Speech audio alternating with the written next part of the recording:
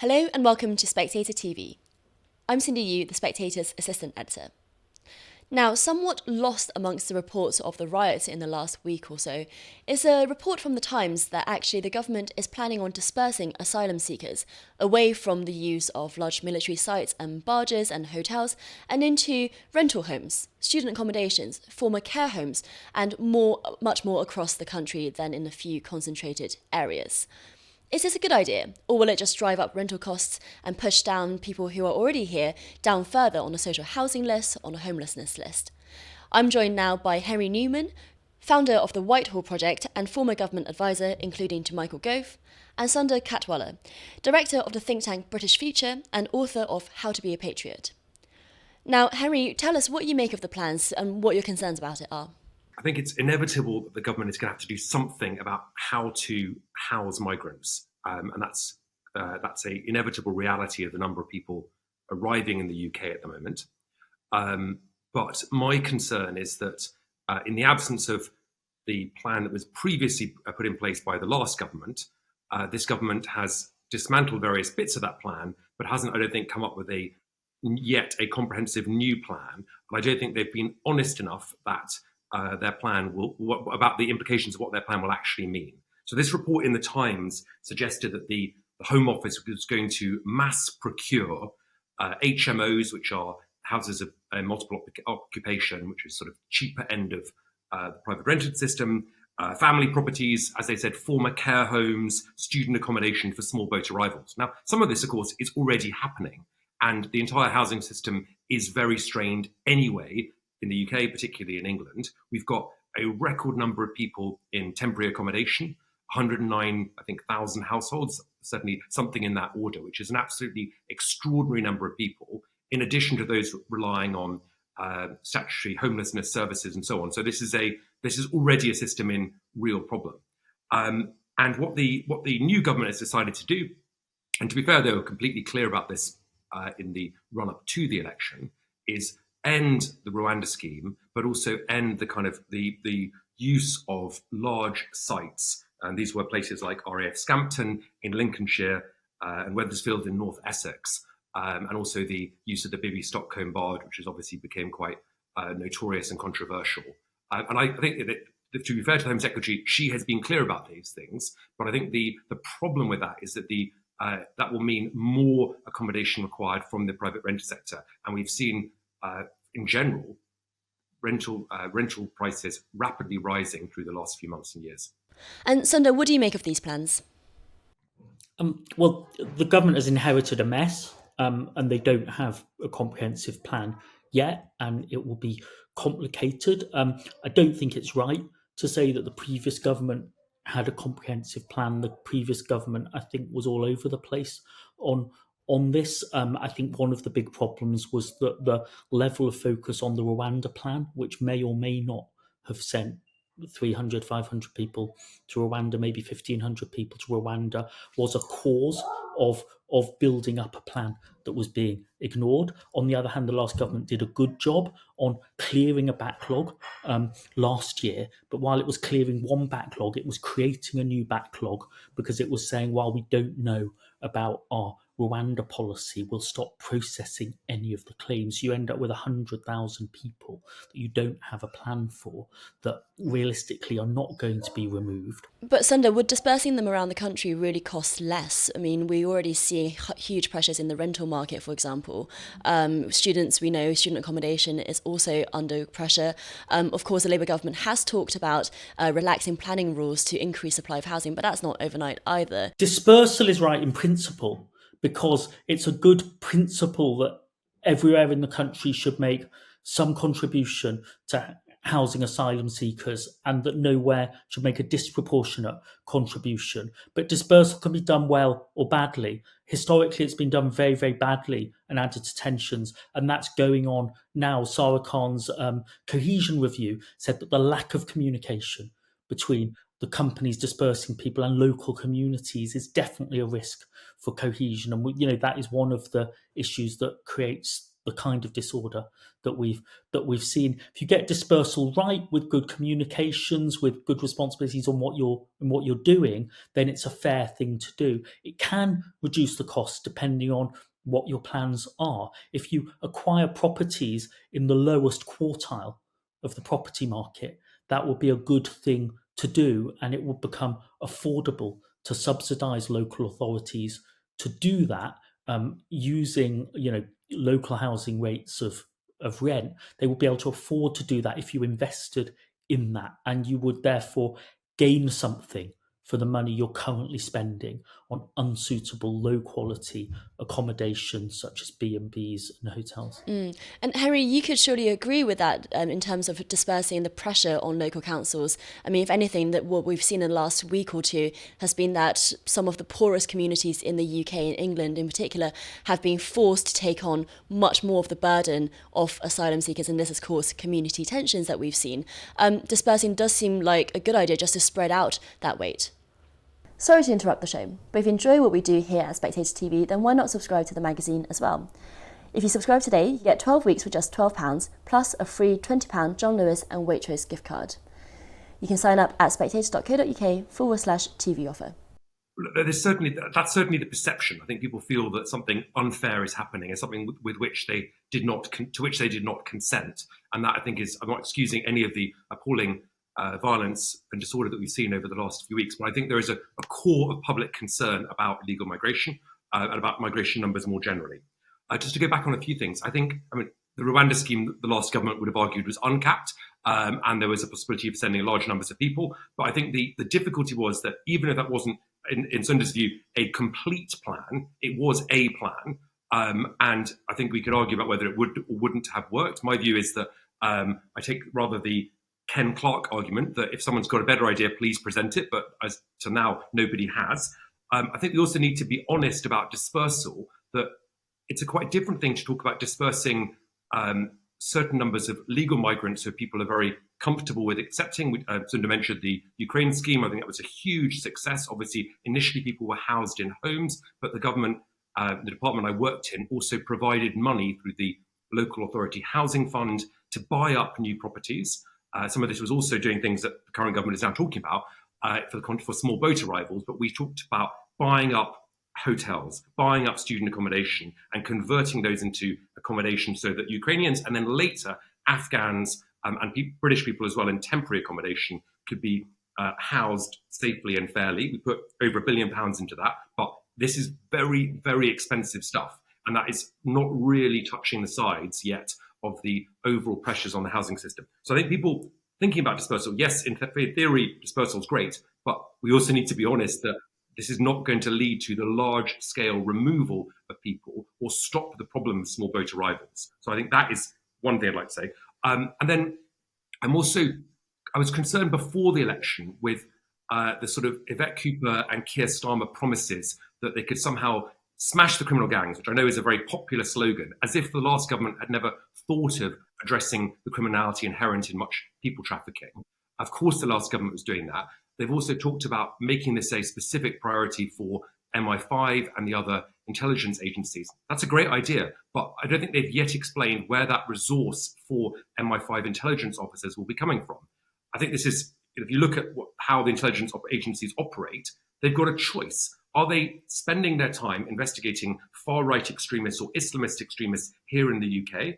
Or are they spending more time on people trafficking and so on? Now, we might think it's great to spend more time on people trafficking, but there's an opportunity cost in that, in specific intelligence officers being moved off one area of work if you're not increasing the overall envelope of spending yet. So I think that's a sort of longer way of saying there's a mendacity in the heart of this government's approach to migration. They're promising to address the problem of illegal migration. I don't think they are. I don't think they have a credible plan. And I think it was a catastrophic error to scrap the Rwanda scheme and the broader legal framework associated with it, because what they're now doing is processing en masse the backlog. That backlog, part of the point of the Rwanda scheme was that any future arrivals after the piece of law was put into place would never become eligible to enter the UK migration system. That's obviously very controversial, and people like Sunder have a perfectly legitimate view against it. But the point of that was that you were trying to create a mass deterrent. You would never get a place in the UK migration system by coming here illegally. And I think that is a powerful idea, and it's probably an idea that has enormous public support.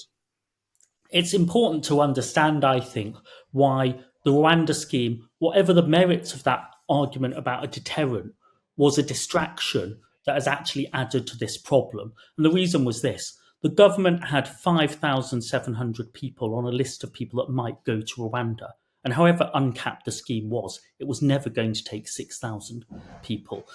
Rishi Sunak was prepared to fund up to 500 people. It would cost £80 million if you could get there. But he wasn't prepared to fund 1,500 people, which would be £240 million.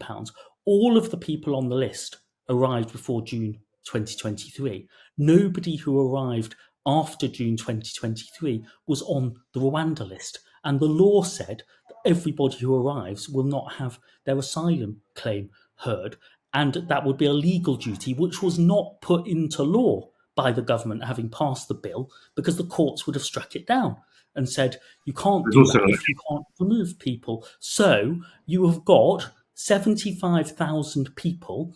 If you could send them all to Rwanda, it would be £24 billion to Paul Kagame. Now, there isn't £24 billion in the budget. Maybe Rwanda would try to make the uncapped scheme as big as 80,000, but it was an absolute nonsense. And they knew, and if they got the optics of one plane going, they would have used the one plane going to put all of these people into the asylum system after 9 months more hotel costs. So the problem of the people who are already here, even if sending one plane deterred everybody, with a 0% chance of being sent, because they're not even trying the deterrent theory of sending the new people, because they want the optics. Even if it stopped all of the new arrivals, you had to put these 100,000 people in. So the delay was cutting across the success of the backlog clearance program. Now, the backlog clearance program creates about what backlog clearance entails, because I heard a lot of arguments during the election about the need to clear the backlog. Hearing an asylum claim on its merits. That's what backlog clearance means. The Conservative manifesto said we will clear the backlog and we will implement the Illegal Migration Act. You can only do one of those things. You have to clear the backlog. You have to hear the claims. If you ban the claims, while you're waiting for your claim to be processed, you're ineligible for wider benefits, for entry into workforce and so on, and you're existing on extremely limited public support. Obviously, once your claim has been processed, and if you're granted, and in the vast majority of cases, the UK is more generous than most other countries in granting, that's a separate discussion. But I think my point is just that processing the backlog, obviously, is better for the individuals involved, because it would be awful to be sitting in limbo. I'm not denying that for a second. But it does mean that longer term, people have then a permanent right to remain in the UK, have a right to work, and have a right to enter the benefit system. So there are obligations. 95% of those claims are going in the system, obviously, because the people who couldn't be sent to Rwanda were obviously going to get their claim heard, and everybody in the Home Office knew it. And there was a decision to let the next government say that rather than letting the old government say it. Henry, just on the point about Rwanda, if there's an argument going that actually if Rishi Sunak believed that Rwanda was going to work, then he would have called the election later. Why did he not wait until the first plane could have taken off to have that optic, as Sunder says? I mean, it just smacked of lack of confidence. And then the other question about that is... the election when he did. I think it clearly, in retrospect, was a bizarre decision politically, but it wasn't one that I was involved in or had any knowledge of till a few days before, and then thought, wouldn't do that. I think it was. I think clearly many things are playing on his mind. There has been some reporting that has suggested various different motivations. Some of those were economic. Some of those were relating to migration. I think it's very hard to sit here and say it was definitely because he didn't want to put the Rwanda scheme to the test, or it was definitely because he was worried about inflation numbers, or we don't know. I don't have a window into his soul. It might have also been all kinds of other things. But I think. My macro point is that even if the Rwanda scheme would have not led to the enormous movement of people that Sunder is clearly arguing it would not have done, I don't understand what the point of scrapping it was without anything viable being put in its place. And I think that has led to an enormous public frustration about the new government's approach to migration, which frankly really worries me from a community cohesion point of view. I mean, I tweeted about this.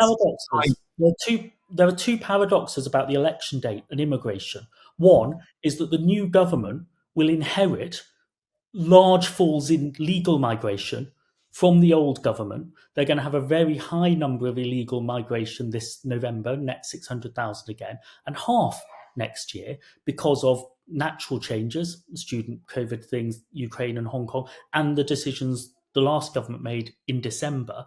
Doing nothing is a way of halving legal net migration this year because of decisions taken earlier. Nobody knows that yet, but that will give the government some breathing space on legal migration. Has the other paradox, which is the August Channel crossings, which were going to be high with an election, without an election, the very same crossings that would have cast enormous doubt on the value of Rwanda as a deterrent, will now be used to claim that scrapping Rwanda has created the same crossings. I think it's very hard to control who crosses the channel, and I don't think smashing the gangs will be enough. I think you need to think about deals on who comes to Britain, who will France take back, can you strike that deal? If you could make the visible lack of control I've sat in the Elysee that would be a plan. negotiating on a deal precisely like that, and it's very difficult. Yeah. The French don't want to do a deal with us. I think people also need to.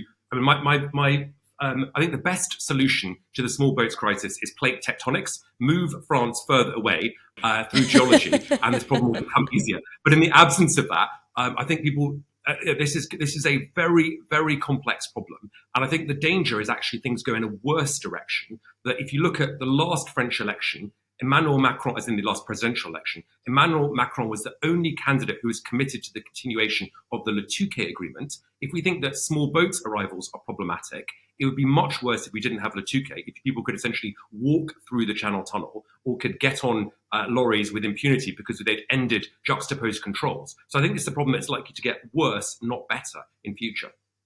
And where we agree, Henry, is that with a 21-mile strip of water, the chances of managing what happens is enormously stronger if Britain and France are doing it together, and enormously weak if Britain is being unilateral in what it's trying to do and France is being I agree. unilateral. And I think we offered, when I was in Number 10, I accept that was under the Johnson administration, and people can take different views about the relationship between Boris Johnson and Emmanuel Macron. But we wrote to the French president and we argued, I think, that France and Britain and the European Union had all signed up to treaties that placed all of our countries and the EU itself under international law obligations to address the tragedy of human trafficking, and that we needed to work together. We offered to have joint patrols on French shores and on British shores, to all kinds of creative ideas like that.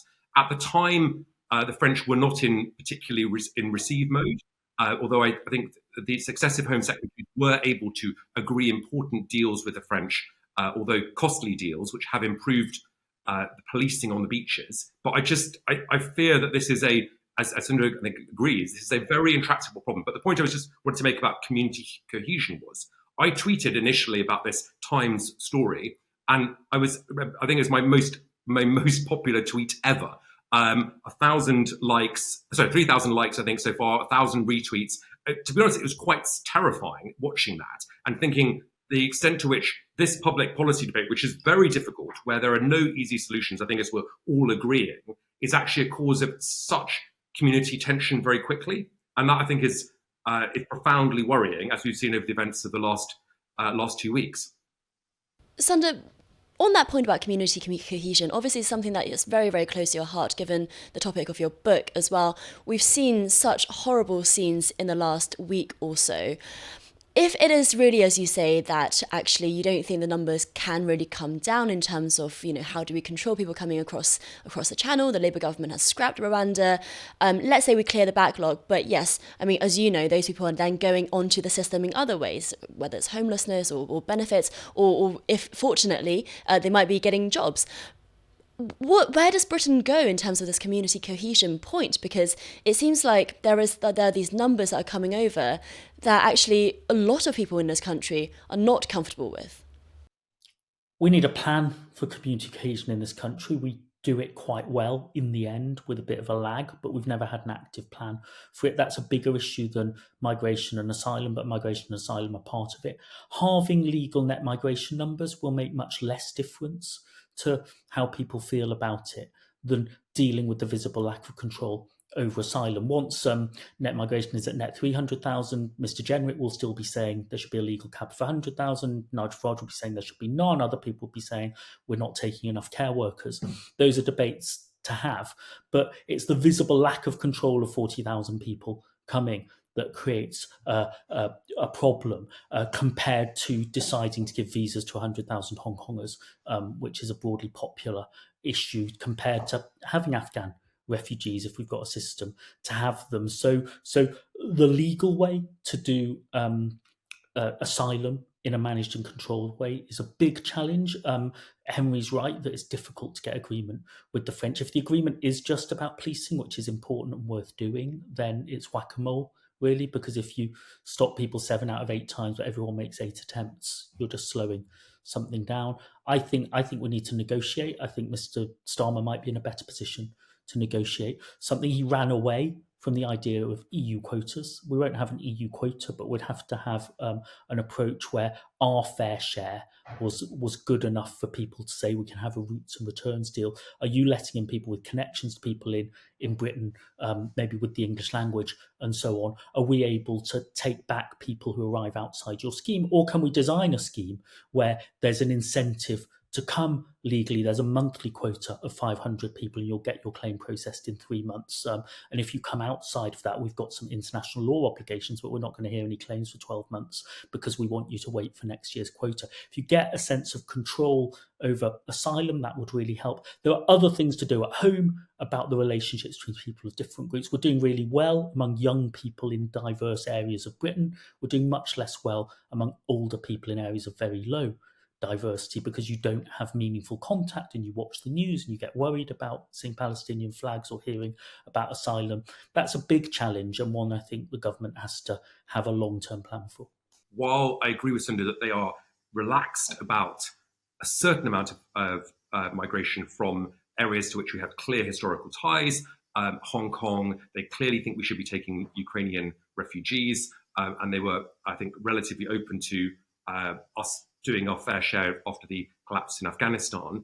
But I just think that the vast majority of the country wants migration overall to be under control and doesn't understand why successive governments have been unable to do that. And I agree that that is most visible and most problematic in the case of small boat arrivals, but I don't think it is exclusively that. I think people can simultaneously hold the view that it makes sense to allow in NHS workers. And when I was previously running a think tank, Open Europe, we did a lot of polling on this, and people love the idea of migrants coming into the country to work in the NHS, and that was they were completely open to that. But I think they can hold that view simultaneously with thinking that the overall numbers should be lower. But to take your point on community cohesion, I do really worry about this. I don't think the government does it very well. I worked in the department previously called Levelling Up Housing and Communities, now the Ministry of Housing, Communities and Local Government.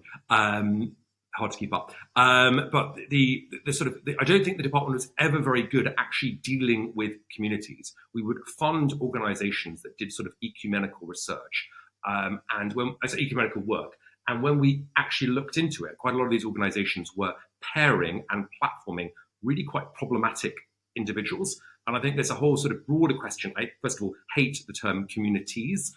There is a British community with different bits of it, but we shouldn't buy into the idea that we are balkanized, for want of a better word, into separate groups. I think far more, to coin a phrase, there's far more in common than separates us. But I do think that it's difficult for government to know who its interlocutors should be amongst, say, Muslim religious leaders. That is a real problem, and I don't think we've got to grips with it.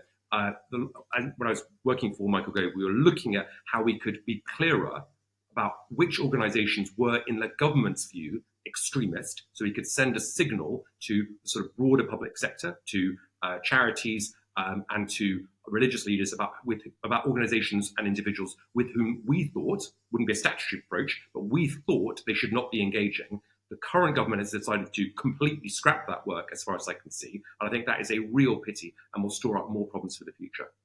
All right, well, I'm sure we'll be touching on this question again on Spectator TV. Sunder Katwala and Henry Newman, thank you so much.